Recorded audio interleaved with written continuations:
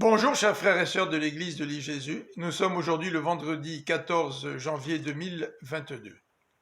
Comme vous le savez, dans nos méditations quotidiennes, nous suivons le programme des livrets de partage. Ces 5 livrets sont édités par la Ligue pour la lecture de la Bible du Québec et nous permettent de couvrir l'ensemble des Écritures sur une période de 5 ans. Je vous invite donc à les acheter pour pouvoir aussi profiter des méditations qui s'y trouvent. Durant la période de Noël, nous avons lu les 3 premiers chapitres de Matthieu.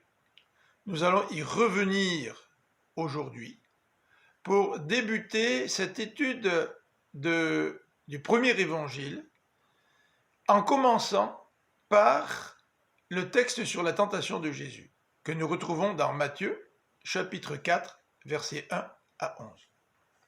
Dès le verset 1er, nous apprenons que le Saint-Esprit conduit Jésus dans le désert pour y être tenté. Lorsque le Seigneur permet la tentation, c'est pour notre bien, pour nous faire grandir. Lorsque le diable, lui, nous tente, et quand celui-ci a voulu tenter Jésus, c'était pour le pousser à faire du mal. Regardons les 3 tentations de ce passage. Tout d'abord, dans les versets 3 à 4, nous retrouvons la première tentation. Le diable dit à Jésus, « Si tu es le Fils de Dieu, ou puisque tu es le Fils de Dieu ». Le diable veut inciter Jésus à profiter de qui il est, à profiter de son statut de Fils de Dieu. Tu as faim, cela fait 40 jours que tu jeûnes, réponds toi-même à tes besoins. Jésus va refuser, car c'est Dieu qui va répondre à ses besoins.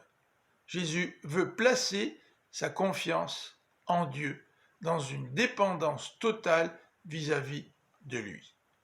Par contre, Jésus ne va pas hésiter à faire le miracle de la multiplication des pains pour répondre aux besoins de ceux qui le suivent. Dans les versets 5 à 7, nous retrouvons le récit de la deuxième tentation, qui met l'accent sur la vérité suivante. Dieu n'est pas à ton service. Le diable dit à Jésus, jette-toi du haut du temple et Dieu va intervenir pour empêcher que tu ne meures. Le diable va utiliser la parole de Dieu pour tenter Jésus. Sachons, nous aussi, avoir du discernement pour bien interpréter les Écritures et résister à la tentation. Jésus répond au diable, tu ne forcera pas la main du Seigneur. La troisième tentation nous est décrite dans les versets 8 à 10. Il est question des royaumes du monde. Le diable veut faire croire à Jésus qu'il a l'autorité sur ces royaumes et qu'il peut les lui donner à condition que Jésus l'adore.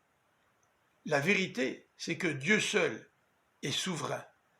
C'est lui qui règne sur ces royaumes. Et c'est lui qui peut les donner à Jésus. Le diable veut inciter Jésus à trahir son Père pour pouvoir régner sur ces royaumes. Le verset 11 conclut ce passage en nous disant que le diable a décidé de le quitter et des anges sont venus pour servir Jésus. Que nous sachions, oui, dans une bonne interprétation de la parole de Dieu, dans une dépendance envers notre Seigneur, résister aux tentations qui, au premier abord, pourraient nous attirer. Je vous invite à nous rejoindre dimanche pour notre service en direct diffusé sur la chaîne YouTube de l'église de l'I-Jésus. Que Dieu vous bénisse.